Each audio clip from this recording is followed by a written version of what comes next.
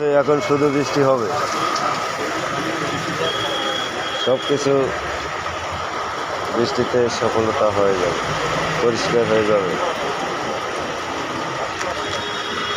কত সুন্দর বৃষ্টি পড়তে আছে, সকলে দেখুন দর্শক।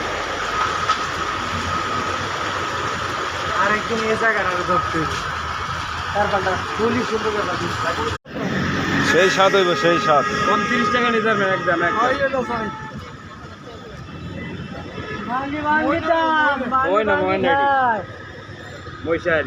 দিতেন না পুরান না এটা কালকে এটা আজকে 60 টাকা দিবেন 70 টাকা লাগবে না আর একটা মাছ 30 টাকা করে নিও